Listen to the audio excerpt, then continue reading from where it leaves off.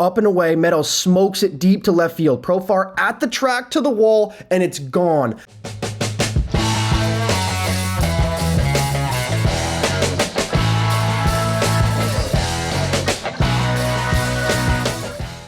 Hello, everybody, and welcome back to another episode of the Bobby Valentine Sports Show. I'm your host, Frank Rampin, and let's dive into another week of the MLB season. So, just 3 weeks left until we get to the playoffs, so the playoff picture is getting formed. Only a few more spots really up for grabs, that AL East spot and the last NL wildcard spot. Really the two ones that are the main focus throughout the last 2.5 weeks of the season. So let's dive right into it with the stat of the week.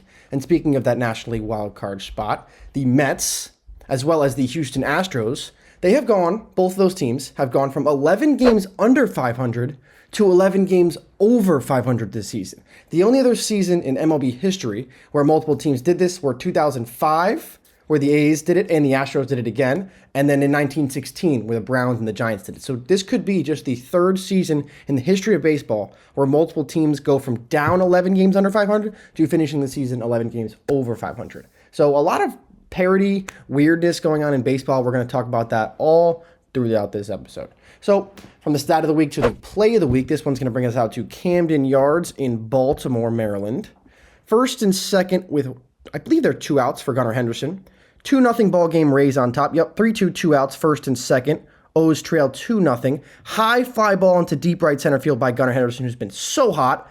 Jose Siri sizes it up and makes an unbelievable catch to rob a 3-run home run. Perfectly timed, full extension, shoulder all the way over the wall. And that right center field area in Camden Yards is known for being a very nice home run robbery spot. One of the most famous ones of all time, Mike Trout, happened in that exact same spot, and Jose Siri doing his greatest Mike Trout impression there, taking one away from Gunnar Henderson. He's not happy about that one. But great play from Jose Siri. He's back in the play of the week segment. And the Rays actually ended up winning this game 2-0. So a huge defensive play led to a win. Huge for the Rays and ended up being huge for the Yankees. So play of the week. Now the game of the week. This one Friday night between the Tigers and the Padres in San Diego at Petco Park. So let's pick things up in the bottom of the first inning. 3-2 pitch to Jurickson Profar. Launched out of here to right. He's been so good this year, the All-Star starter. His first All-Star selection in season number 10, Jurickson Profar gets the Padres on top, 1-0 in the first. Crushes that up and in fastball, and he knew it right away. So still 1-0 Pods. Moving ahead now to the bottom of the second inning.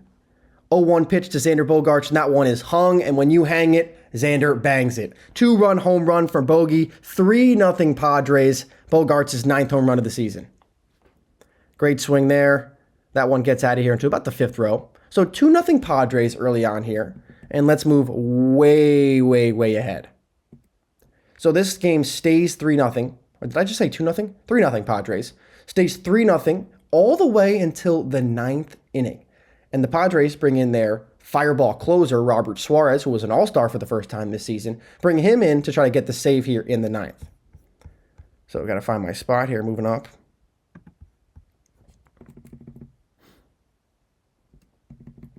So, like I said, the Padres closer comes in to try to get the last 3 outs of the ball game, ends up having a little bit of command issues, ends up walking the bases loaded. Gets 3 walks, 2 strikeouts, so now the bases are loaded with 2 outs.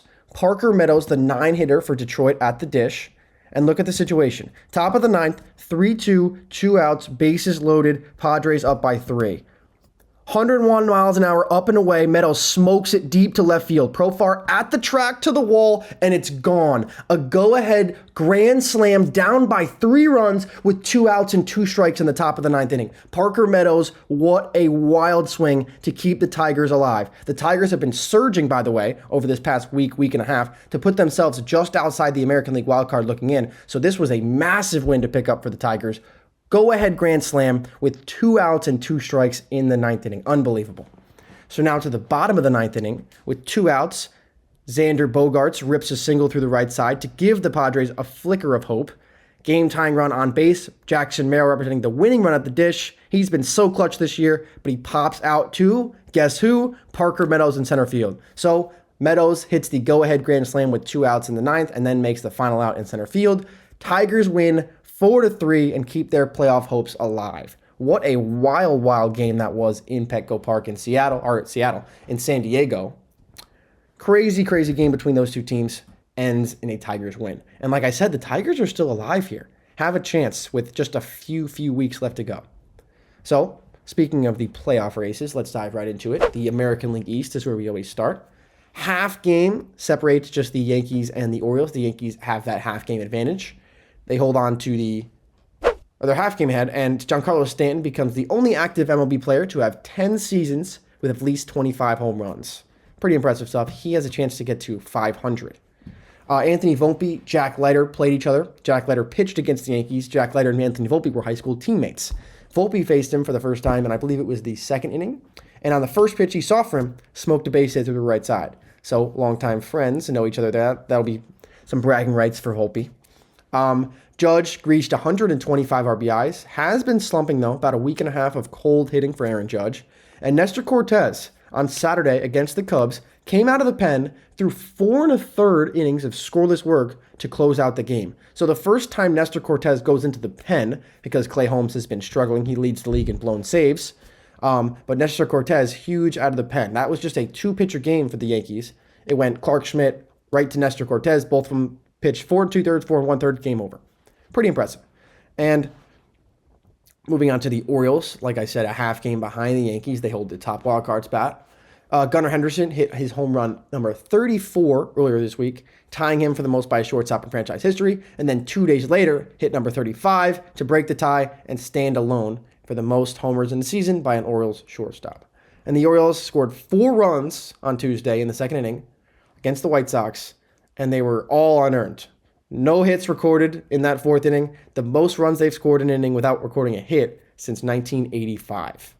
The Boston Red Sox have been very cold since the All-Star break, but over the past couple weeks in general, they're still 4 games back of Minnesota, so they still have a chance. They're 1 game over 500, but if they're going to have to do it, it's going to be right now.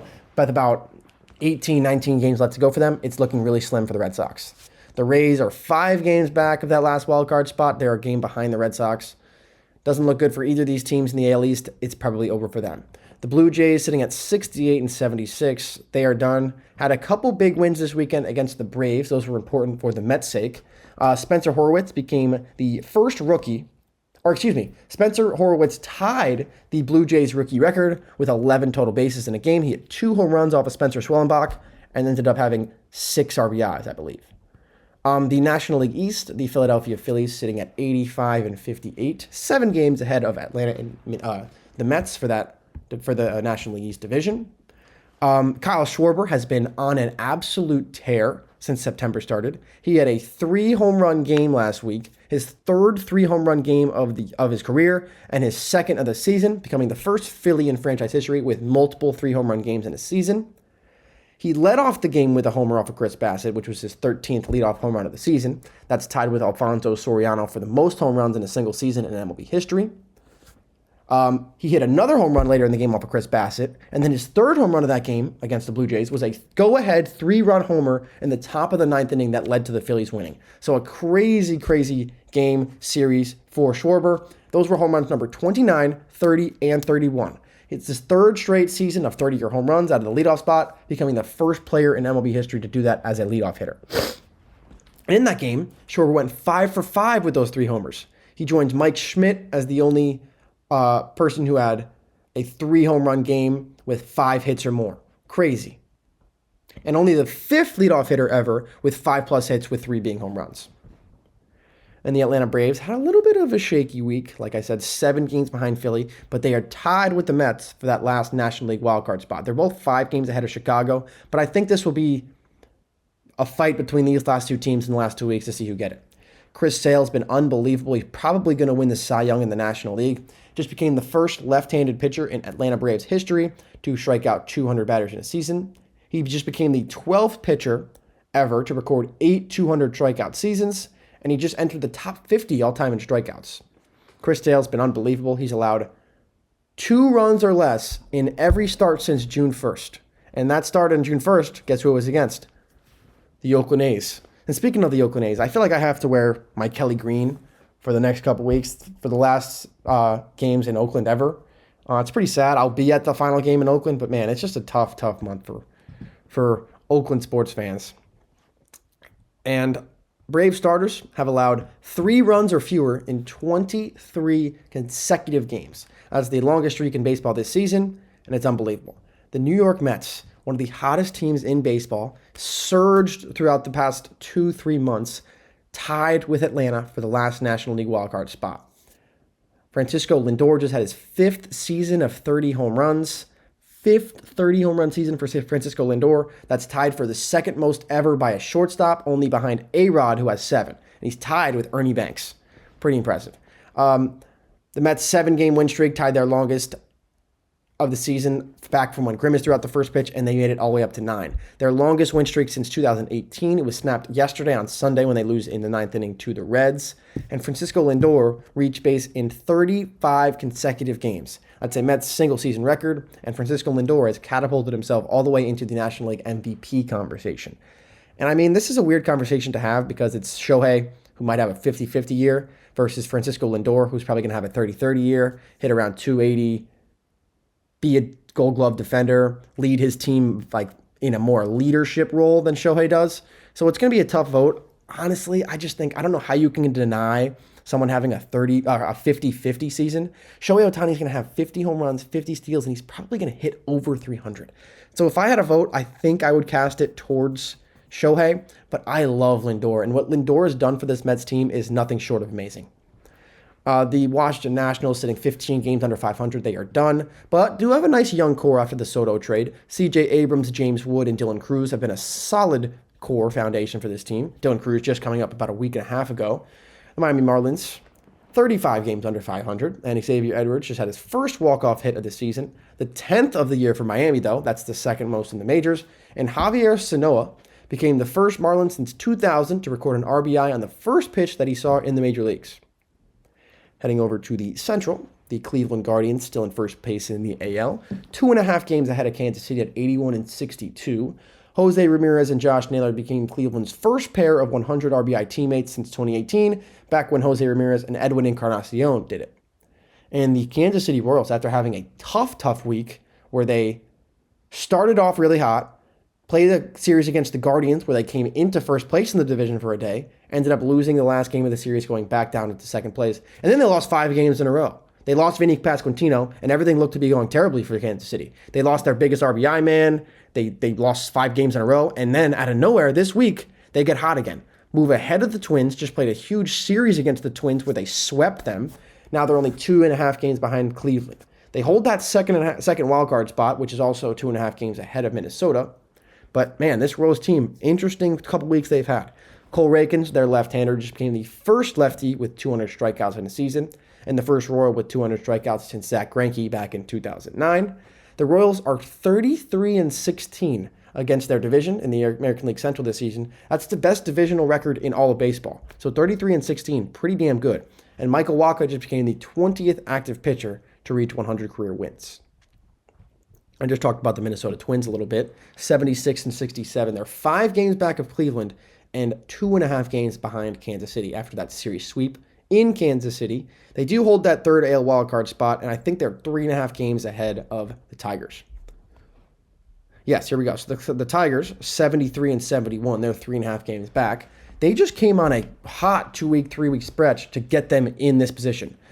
Game of the week, mentioned earlier, Parker Meadows hits a go-ahead grand slam to beat the Padres 3-2 in the top of the 9th with 2 outs and 2 strikes. It was the first grand slam of his career, and they end up winning the game at 4-3. Brent Herter became the first Tigers rookie to win 4 straight appearances since Michael Fulmer back in 2016. And, I mean, this Tigers team gave themselves a chance. So we're going to see. The last 2 weeks of the season, the AL East, the AL West, I guess, the NL West, and the National League wildcard spot. We're going to keep an eye on those. Hopefully we'll have some good races. The White Sox, 33-111, just 9 losses away from matching the 162-game mark. They're going to blow past that. Their starting pitcher, Chris Flexen. The White Sox have lost 20 consecutive games started by Chris Flexen. That's the longest team losing streak by any starting pitcher since at least 1900. They're the first team to be 77 games under 500 at any point since the 2003 Tigers. They're 4-37 since the All-Star break. They're the first team with two 11-game losing streaks after the All-Star break since the 1962 Mets. And there's only been 3 teams ever to each have the top 3 losing streaks in the season. Like all 3 top 3, just one team. It's only happened 3 times ever. The 1876 Cincinnati Red Stockings did it. The 1899 Cleveland Spiders, we've talked about them a few times. And now the 2024 Chicago White Sox. Been a brutal year on the South Side, man. And I just feel for them. Going over to the National League, the Brewers still 9-game lead in their division at 82-61. Willy Adames just tied the Major League. Oh my gosh. I hope this comes into frame. Massive spider coming down from the ceiling. Oh, I don't like that. Okay. The professional here. We're going to roll through. Willy Adames just, oh my God, it's coming into frame. Holy shit. Willy Adames just tied the Major League record for most 3 home run games in a season with 13. And Adames also tied the Milwaukee record by homering in 5 consecutive games. Willy Adames has been great for this Milwaukee team. And talking about shortstops, Lindor, we talked about it earlier, how good he was. How about Willy Adames? He's been huge for this Brewers team this year. They are 9 games ahead of the Chicago Cubs, who are sitting at 73-70, 5 games back of Atlanta and New York for the final National League wildcard spot. The Cubs threw a combined no-hitter this week. 7 no-hit innings from Shota Imanaga, 1 inning each by Nate Pearson and Porter Hodge to seal it. And it was the first Cubs no-hitter at Wrigley Field since September 2nd of 1972. Over 50 years separated the last Cubs no-hitter at Wrigley Field, and it just happened this week. That was Milt Papas versus the Padres, and it was the first combined no-hitter in MLB history where a rookie started and finished the game. Shota Imanaga started it, and Porter Hodge finished the game. I need to check on this freaking spider, man. I don't like this at all. Might have to kill a spider on air right now. I don't have anything to kill it with. People. Oh, no. I gotta find something.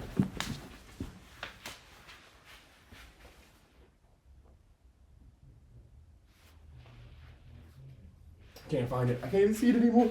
Oh, no. Not a fan of this. I can tell you I'm not a fan of this, okay? Spider roaming around, not a fan.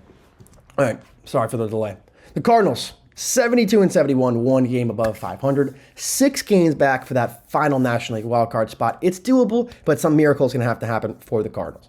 The Reds sitting at 69-75. My division pick winner for this National League Central is going to miss the playoffs. They did just sweep the Houston Astros, though, so giving the Seattle Mariners a little bit of hope there. They scored 9 runs in the first inning against Houston. That's the biggest inning they've had since 2019. And in that series against the Astros, Ty France, who they just acquired from Seattle, went 9 for 11 in the series. That's the best series that any Red had since Cy Seymour went 9 for 11 as well back in 1905. And Elly De La Cruz tied the Reds' single-season home run record for a switch hitter with 23. That ties him with Felipe Lopez, who did it back in 2005. And the Pittsburgh Pirates, to round out this National League Central, Paul Skeens tied Cy Blanton's franchise record for the most strikeouts by a rookie with 142, set in 1935. Rowdy Tellez hit another home run into the Allegheny River, the 9th home run into the Allegheny River this season. That's the most in a single season ever since PNC Park has opened. Billy Cook, new first baseman for Pittsburgh, became just the 5th Pirates player since 2000 to have 2 or more RBIs in their first MLB at-bat. And out west, for the American League and the National League, starting with the Astros, they hold a 4.5-game lead over Seattle in the AL West.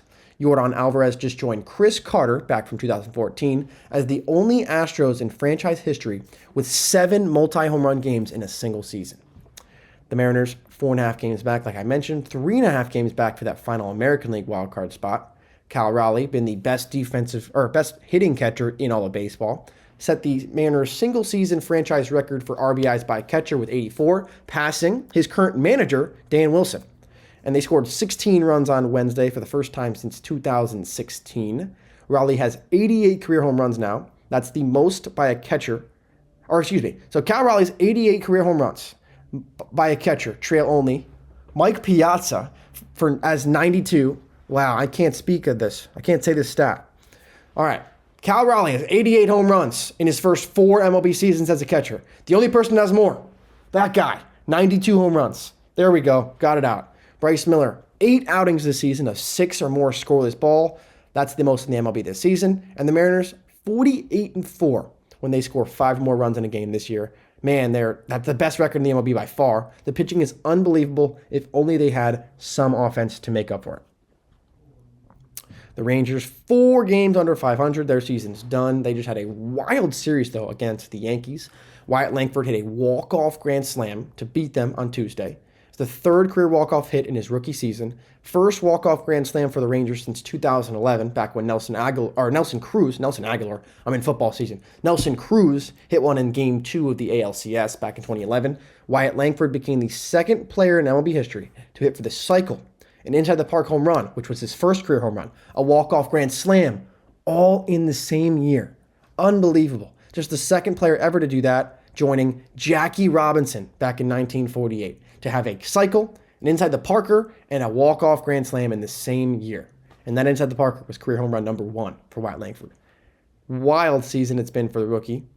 Bruce Bochy just moved up to 8th on the all-time managerial wins list with 2,159. He just passed the Hall of Famer Bucky Harris.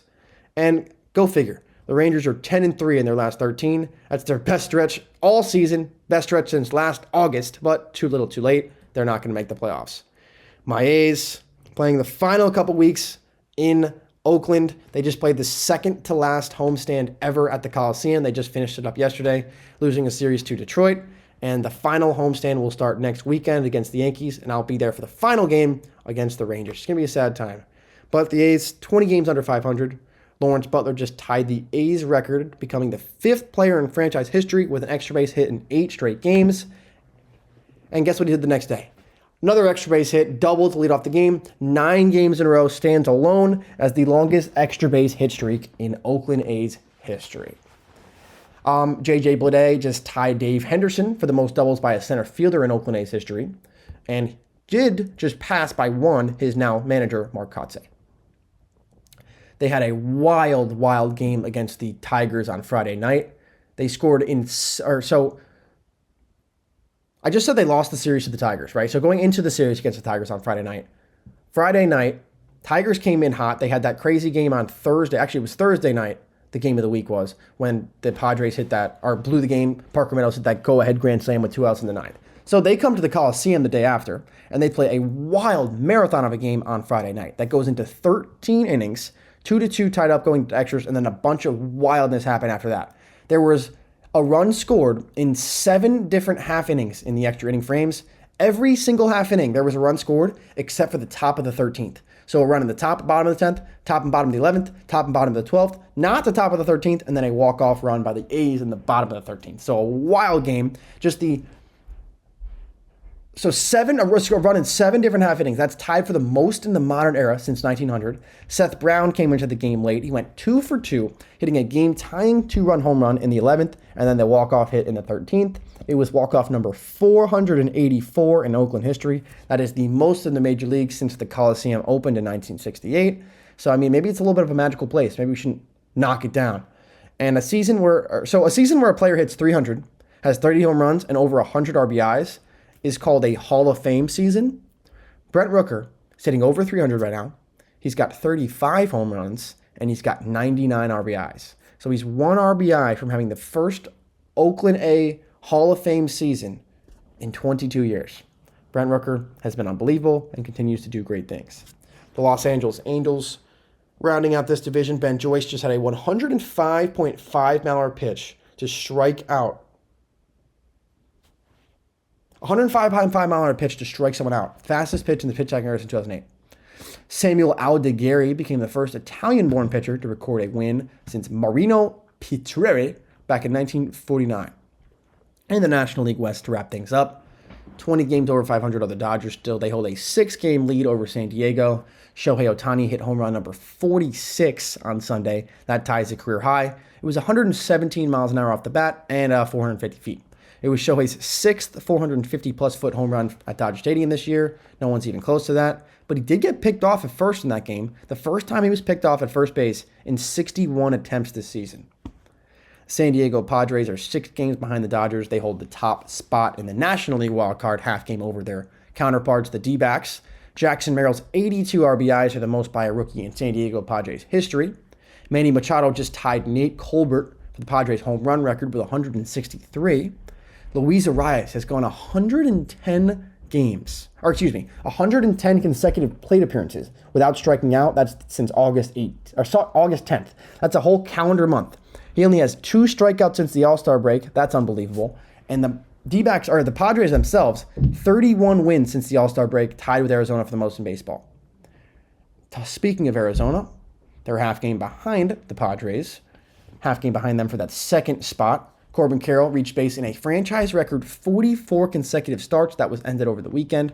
On Sunday Night Baseball, Pavin Smith had 3 home runs against the Astros, becoming the second player in Diamondbacks franchise history to have 3 or more home runs and 8 or more RBIs in a game, tied for the second most RBIs in D-backs franchise history. And his first 2 home runs were off of Justin Verlander. He became the 11th player to have a 2 home run game off of Verlander, and Smith is the first one to have one of those 2 home runs be a grand slam. And like I said, 31 wins since the All-Star break is tied with San Diego for the most in baseball. But the Diamondbacks have 80 home runs in that span. That's the most in baseball, and they've only allowed 44. And they're seeking consecutive playoff appearances for the second time in franchise history. Got to go all the way back to 01-02. They won the World Series in 01. And they have 18 games where they've scored 10 or more runs this season. That is the most in baseball. The Giants, 2 games under 500. It looks like they're done. Matt Chapman, the boy, just signed a massive deal to stay with the San Francisco Giants, stay in the Bay Area for 4 more seasons. The Giants have 11 walk-offs this year. That is the most in the majors. And to round things off, the Rockies, 54-90. Ryan Feltner just snapped his streak of 22 starts without a win. That was the longest stretch since Shelby Miller didn't get a win for 24 consecutive starts back in 2015. So that streak is over for Ryan Feltner, and that's going to wrap things up here on the Bobby Valentine Sports Show. Hopefully you enjoyed this one. Couple more weeks in the MLB season. I believe just 2 more times you'll be seeing me talking about baseball before the playoffs start. So got to cherish every moment that we have. Going to be a great stretch down the season. Couple divisions coming up down the wire. AL West, AL East. Both the wild cards are going to be interesting, especially the National League. So we'll keep that up to date for you as we go along. So that's going to do it for us here. And the NFL has started. So tomorrow we'll be back again with an NFL episode, the first one of the year. So make sure you turn into that one. But that'll do it for us here on the Bobby Valentine Sports Show. I'm Frank Rampin. Peace out.